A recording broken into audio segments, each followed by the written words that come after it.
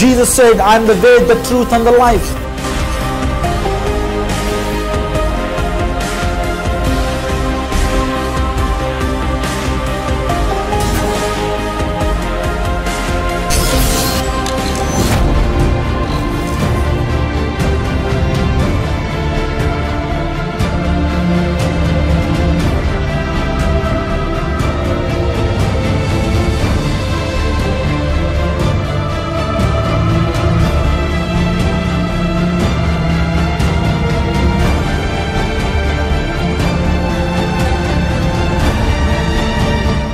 Greetings to you all. యేసుక్రీస్తు ప్రశస్త నామంలో మీకు అందరికీ శుభాభివందనాలు తెలియపరుస్తున్నాను.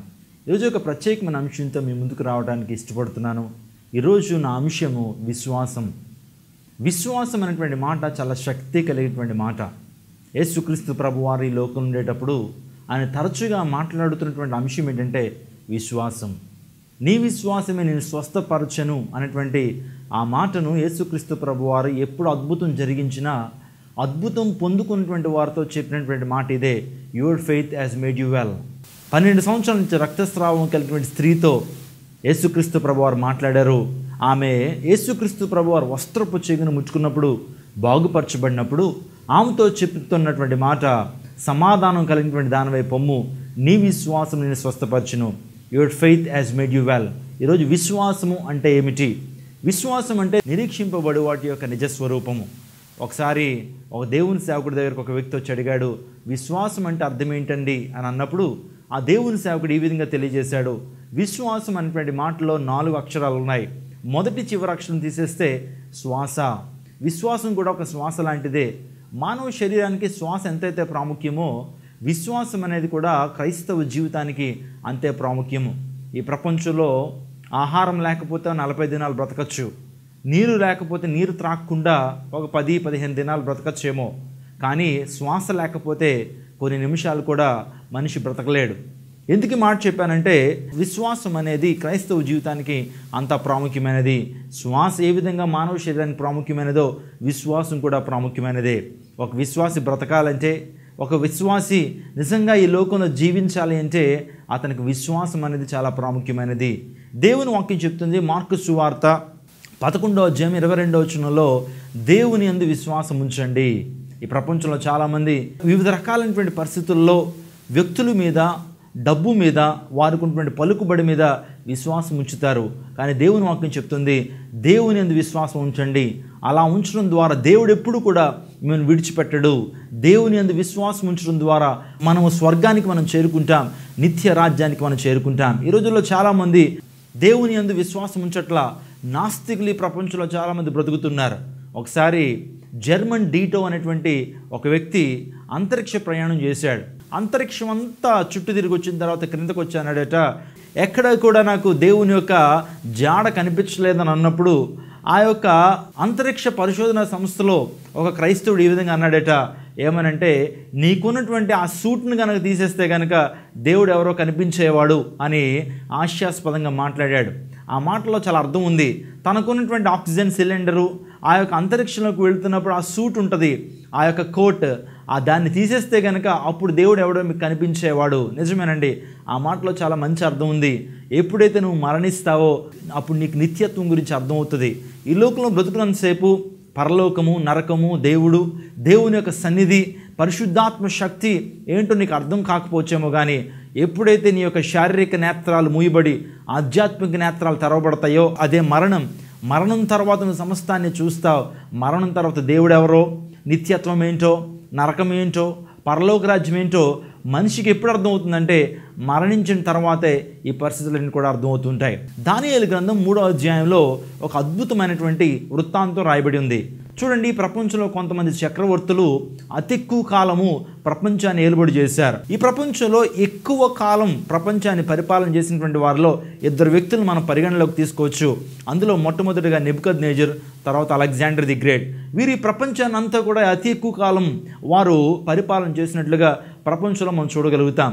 చూడండి, క్రీస్తు పూర్వం కొన్ని వేల సంవత్సరాల క్రితం జరిగినటువంటి వృత్తాంతంలో కొన్ని శ్రేష్టమైన విషయాలు మీతో బోధించడానికి ఇష్టపడుతున్నాను.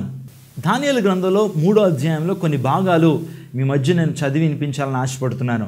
దానియేలు గ్రంథం 3వ అధ్యాయము 1వ వచనం. రాజుకు నెబుకద్నెజరు బంగారు ప్రతిమ ఒకటి చేయించి బబులోను దేశంలో దూరాను మైదానంలో దాన్ని నిలవబెట్టించును. అది 60 మూరల ఎత్తును 6 మూరల వెడల్పునై ఉండెను. చదువుకున్నటువంటి ఈ వాక్య భాగంలో రాజు అయినటువంటి నెబుకద్నెజరు, ప్రపంచ చక్రవర్తి, బబులోను సామ్రాజ్యాన్ని స్థాపించినటువంటి నెబుకద్నెజరు దూరా అనేటువంటి ఒక ప్రాంతంలో బంగారు ప్రతిమను ఆయన నిలబెట్టించినట్లుగా పరిశుద్ధ గ్రంథంలో మనం చూడగలుగుతాం. దూరా అనేటువంటి ప్రాంతము అది బబులోను దేశంలో. ఆ ప్రాంతానికి ఉన్నటువంటి సిగ్నిఫికెన్స్ ఏంటంటే ఆ ప్రాంతాన్ని మాత్రం 15 కిలోమీటర్ల వరకు మన కంటితో మనం చూడొచ్చు. అటువంటి ప్రాంతంలో రాజు అయిన నెబుకద్నెజర్ ఒక ప్రతిమ నిలబెట్టాడు.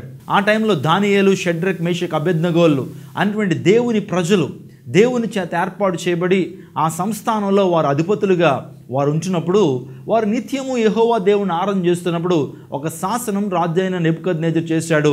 ఈ ప్రతిమకి ఎవరైతే నమస్కారం చేయరో, ఈ ప్రతిమకి ఎవరైతే దండం పెట్టరో, ఈ ప్రతిమకి ఎవరైతే సాష్టాంగపడి నమస్కారం చేయరో, పూజించరో, అటువంటి వారిని తీసుకెళ్ళి అగ్నిగుండంలో వేయబడాలి అనేటువంటి శాసనం పుట్టుకొచ్చింది.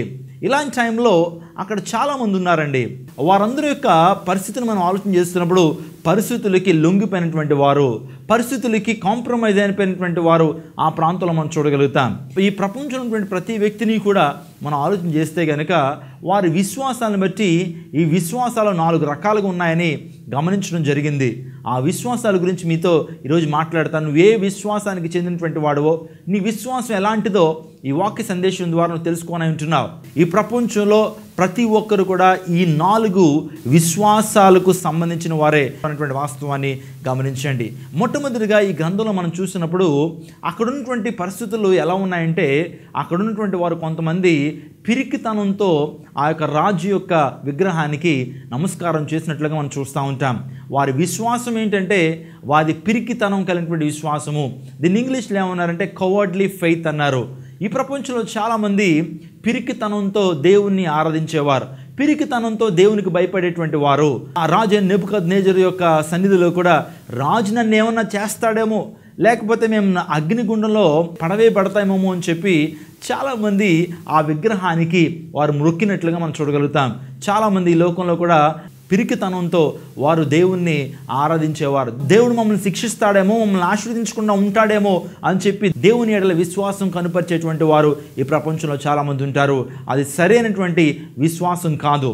ఈరోజు ధైర్య సాహసాలతో కూడిన విశ్వాసం కలిగి ఉంటే దీవెని పొందుతావు. రెండో విశ్వాసం గురించి నేను మాట్లాడడానికి ఇష్టపడుతున్నాను. అదేంటంటే ఆ విశ్వాసాన్ని క్రెడ్యులస్ ఫెయిత్ అన్నారు.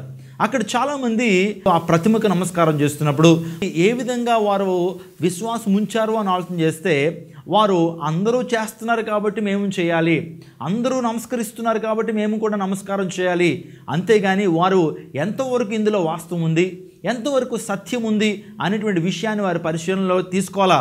వారు చేస్తున్నారు, మేము కూడా చేస్తున్నాం, వారు ఆరాధిస్తున్నారు, మేము కూడా ఆరాధిస్తున్నాం, వారు మునుగుతున్నారు, మేము కూడా మునుగుతున్నాం అనేటువంటి బ్లైండ్ ఫెయిత్లో వారు ఉండిపోయారు. ఒక విషయాన్ని మీతో మాట్లాడడానికి ఇష్టపడుతున్నాను. ఈరోజు చాలా విశ్వాసాలు ప్రపంచంలో ఉన్నాయి, కానీ క్రైస్తవ విశ్వాసము చాలా ప్రశస్తమైనది. Christian faith is a rational and intelligent faith. క్రైస్తవ విశ్వాసం అనేది విచక్షణతో కూడినటువంటి విశ్వాసము. యేసుక్రీస్తు ప్రభువుని ఆరాధిస్తున్నటువంటి వారు సమస్తం కూడా తెలిసినటువంటి వారు, వారు రుచి చూచి దేవుని ఎరిగినటువంటి వారు. నా మట్టుకు నా జీవితంలో యేసుక్రీస్తు ప్రభు వారిని నేను ఎందుకు విశ్వసిస్తున్నానంటే నా తల్లిదండ్రులు నాకేదో చెప్పారనో, లేకపోతే నా పూర్వీకులు యేసుక్రీస్తు ప్రభు వారు దేవుడు అని చెప్పారో నేను నమ్మలేదు.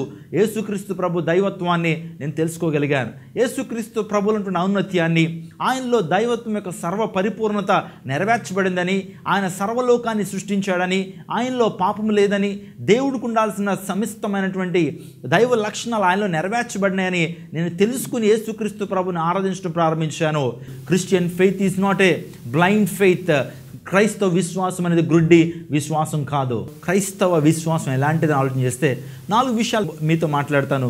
Christian faith is a rational and intelligent faith. క్రైస్తవ విశ్వాసం అనేది విచక్షణతో కూడినటువంటి విశ్వాసము. అజ్ఞానంతో ఎవరు కూడా క్రీస్తును నమ్ముకోవట్లేదు.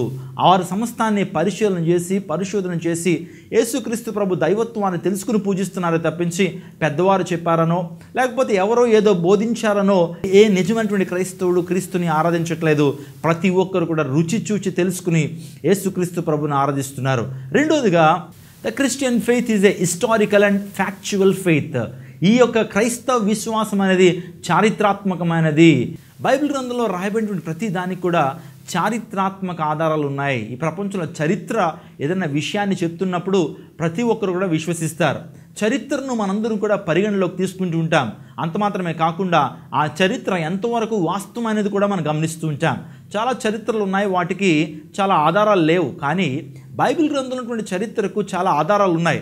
ఏ చరిత్రను కూడా మనం కొట్టి పాడేయడానికి లేదు.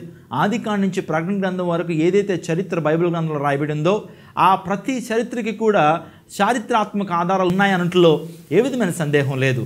మూడవదిగా the Christian faith is an objective faith అన్నారు. ఈ క్రైస్తవ విశ్వాసానికి ఒక గురి ఉన్నది. ఏమండి, గురి లేనటువంటి బ్రతుకు గ్రుడ్డి బ్రతుకు అన్నారు. గురి లేనటువంటి విశ్వాసం కూడా గ్రుడ్డి విశ్వాసం అవుతుంది. ఈ యొక్క క్రైస్తవ విశ్వాసానికి ఒక గురి ఉన్నది. మన యొక్క విశ్వాసానికి కర్త ఎవరంటే యేసుక్రీస్తు ప్రభుల వారు. విశ్వాసమునకు కర్తయు దాన్ని కొనసాగించు వాడని క్రీస్తు వైపు చూచుచు ఈ పందెపు రంగంలో ఓపికగా పరిగెత్తుదాము అని అపోస్తలుడైన పౌలు చెప్తున్నటువంటి మాటలు మనం జ్ఞాపకం చేసుకోవాలి. క్రైస్తవ విశ్వాసానికి మూలం ఏంటని ఆలోచన చేస్తే యేసుక్రీస్తు ప్రభు యొక్క మరణ పునరుద్ధానాలు.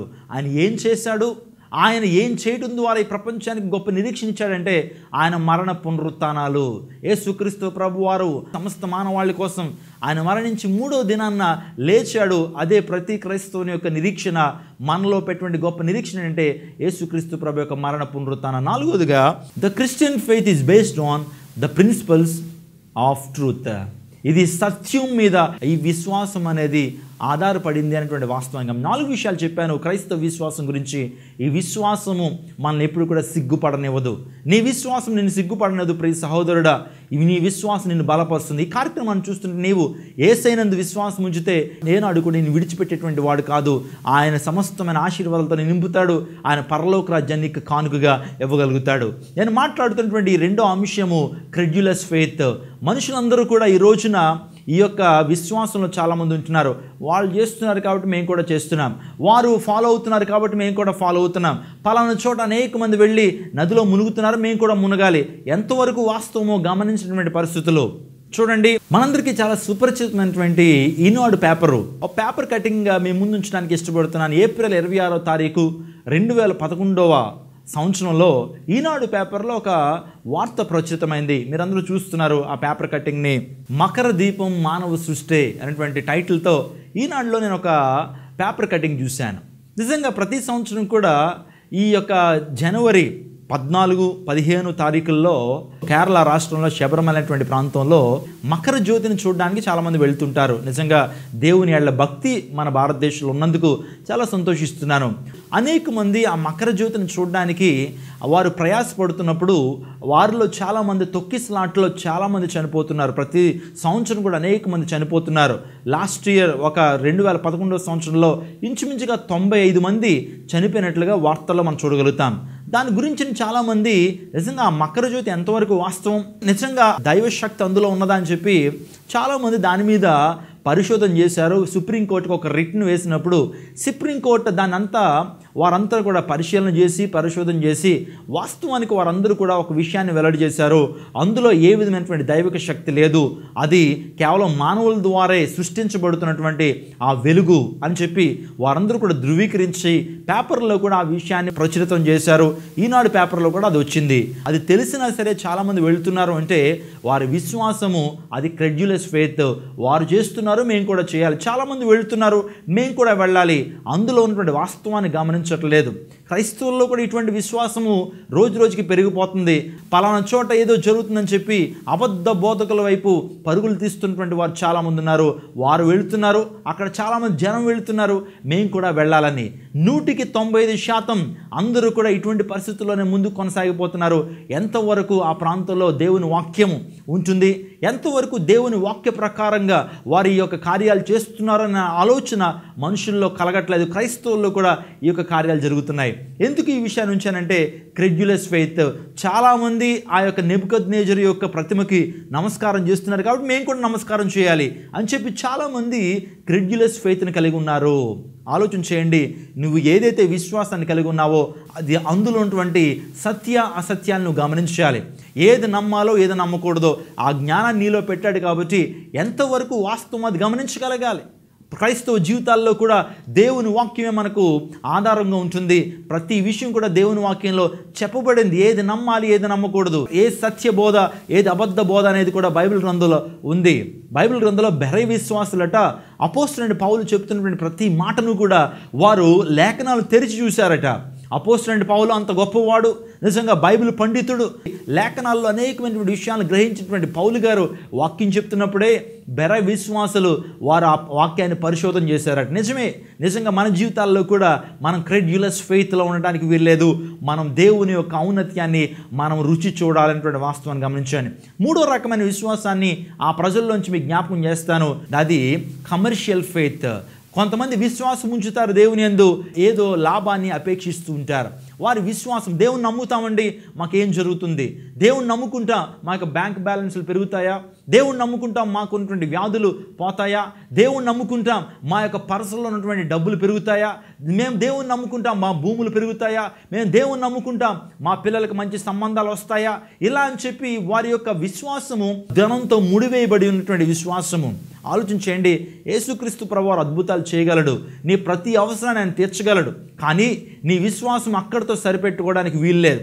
నాకు కాల్ చేస్తూ ప్రార్థన చేయించుకుంటున్నా చాలా మందిలో ఇటువంటి అవసరతలే.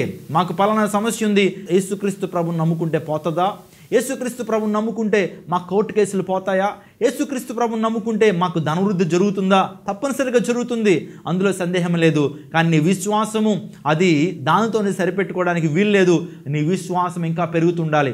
అసలు యేసుక్రీస్తు ప్రభు వారు ఏమన్నాడు, ఆయన ఎందుకు ఈ లోకానికి వచ్చాడు, ఏమి ఇవ్వడానికి ఈ లోకానికి వచ్చాడు? భౌతిక సంబంధమైన ఆశీర్వాదాలతోనే మన జీవితాన్ని సరిపెట్టుకోవడానికి వీల్లేదు. పరలోక సంబంధమైన ఆశీర్వాదాలు పొందుకోవాలి. ప్రతి వ్యక్తి కూడా నిత్య జీవాన్ని పొందుకోవడానికి ప్రయాసపడాలి.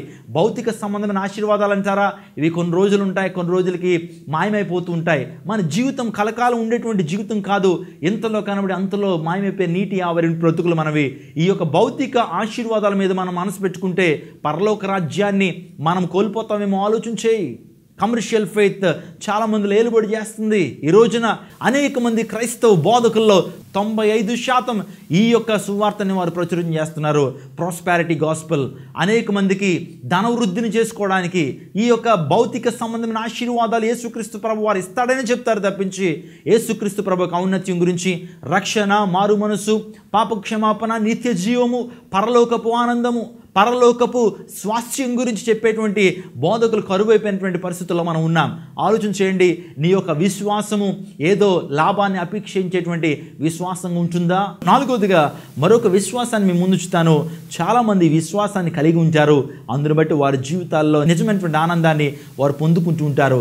ఏంటి ఆ విశ్వాసం అంటే కరేజియస్ ఫెయిత్, లేకపోతే కరెక్ట్ ఫెయిత్, లేకపోతే ఛాలెంజింగ్ ఫెయిత్ అనొచ్చు. వారి జీవితాల్లో ధైర్య సాహసాలు కలిగినటువంటి విశ్వాసం. షడ్రక్, మేషక్, అబేద్నెగోలు ఆ నెబుకద్నెజరు నిలబెట్టినటువంటి ప్రతిమకు వారు నమస్కారం చేయలేదండి. యెహోవా దేవుడిని తప్పించి మేము ఏ ఒక్కరిని ఆరాధించం, మనుషుల్ని పూజించడానికి మేము ఈ లోకంలో దేవుని చేత పిలవబడలేదు. నిజదేవుణ్ణి స్తుతించడానికి, నిజదేవుణ్ణి ఆరాధించడానికి ఆయనకొక్కడికి మాత్రమే మా యొక్క స్తుతి అని వారు ధైర్యంగా నిలబడ్డారు. చంపేస్తారని తెలుసు, అగ్నిలో పడవేయబడతారని తెలుసు, అయినా సరే వారి యొక్క విశ్వాసం ఎంత గొప్పదో, ఎంత ధైర్య సాహసాలు కలిగినటువంటి విశ్వాసమో మీరు ఆలోచన చేయండి. నిజంగా దేవుడు అటువంటి విశ్వాసాన్ని మన జీవితాల్లో కోరుతున్నాడండి. ఈ యొక్క కార్యక్రమాన్ని చూస్తున్న నీలో ఎటువంటి విశ్వాసం ఉంది, ఎలా ఉంది నీ యొక్క ఆధ్యాత్మిక పరిస్థితి? పిరికితనంతో కూడిన విశ్వాసమా? అందరూ చేస్తున్నారు, నా బంధువులు, స్నేహితులు, తల్లిదండ్రులు మందిరానికి వెళ్ళి ఆరాధిస్తున్నారు కాబట్టి నేను కూడా ఆరాధించాలని అటువంటి విశ్వాసాలు ఉన్నావా? లేకపోతే నీ విశ్వాసము ఏదో ఈవిని అపేక్షించి దేవుని విశ్వాసం ఉంచుతున్నావా? లేకపోతే అచంచలమైన విశ్వాసాన్ని నువ్వు కలిగి ఉన్నావా? ఈ యొక్క ముగ్గురు కూడా మనకు నేర్పుతున్నటువంటి పాఠము ధైర్య సాహసాలు కలిగినటువంటి విశ్వాసము. రాజ్యంలో ఒక శాసనం పుట్టుకొచ్చింది. ఆ శాసనం రాజు నెబుకద్నెజరు ప్రతిమకు నమస్కారం చేయకపోతే అగ్నిగుండంలో పడవేయబడతారని శాస్త్రం పుట్టినప్పుడు వారు ఎంతో ధైర్యంగా చెప్పారు. ఆ మాట మీకు ఒకసారి జ్ఞాపకం చేయాలని ఇష్టపడుతున్నాను. దానియేలు గ్రంథం 3వ అధ్యాయము 16వ వచనం. షడ్రకును మేషాకును అబేద్నెగోయు రాజుతో ఇట్లాగు చెప్పిరి, నెబుకద్నెజరు, ఇందును గురించి నీకు ప్రత్యుత్తరం ఇవ్వాలన్న చింత మాకు లేదు. మేము సేవించుచున్న దేవుడు మండుచున్న వేడిమి గల ఈ అగ్నిగుండంలో నుండి మమ్మల్ని తప్పించి రక్షించుటకు సమర్థుడు. మరియు నీ వశమున పడకుండా ఆయన మమ్మల్ని రక్షించును.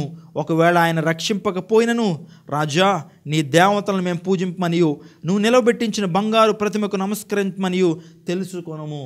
ఈ ముగ్గురు చెప్తున్న మాట ఏంటో తెలుసా? రాజా నెబుకద్నెజరు, ఇందుని గురించి నీకు ప్రత్యుత్తరం ఇవ్వాల్సిన అవసరం మాకు లేదయ్యా. మా దేవుని తప్పించి మేము ఏ ఒక్కరిని పూజించము, ఆరాధించము. ఒకవేళ గనుక నీవు మమ్మల్ని ఈ యొక్క ప్రతిమకు నమస్కారం చేయకపోవడం ద్వారా మమ్మల్ని అగ్నిలో పడవేసినా మేమేమి బాధపడట్లా. మా దేవుడి అగ్నిగుండంలోంచి రక్షించడానికి ఆయన సమర్థుడు.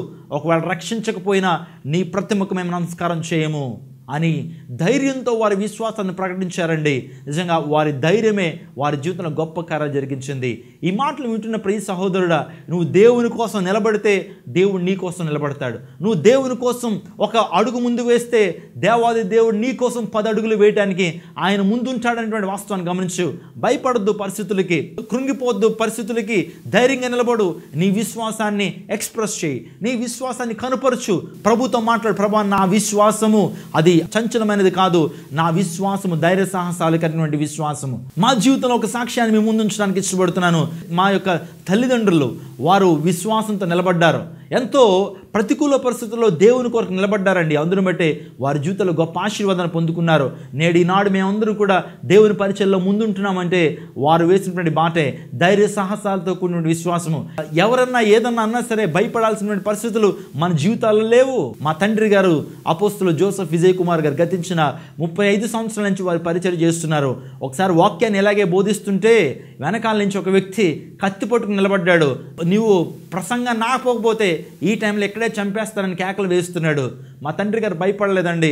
దేవుడు నన్ను పిలిచాడు. ఒకవేళ కనుక ఆయన సేవలో చనిపోయినా పర్వాలేదు, అది నిజంగా భాగ్యం అనుకుని ఆయన వాక్య ప్రసంగాన్ని అంతా కూడా అందించాడు. యేసుక్రీస్తు ప్రభు దైవత్వం గురించి, యేసుక్రీస్తు ప్రభు యొక్క సాటిలేనితనం గురించి బోధించినప్పుడు ఆ వ్యక్తి ఆ మాటలు వింటూనే ఉండిపోయాడు.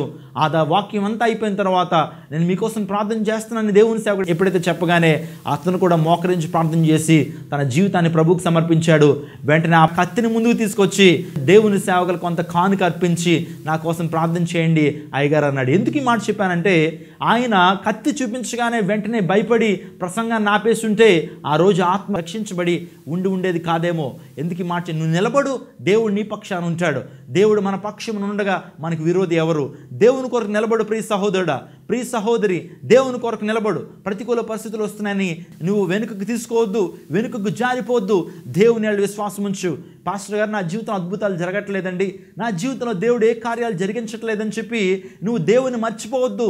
దేవుని విశ్వాసం ఉంచు. మన దేవుడు ఆయన అద్భుతాలు చేసేటువంటి దేవుడు.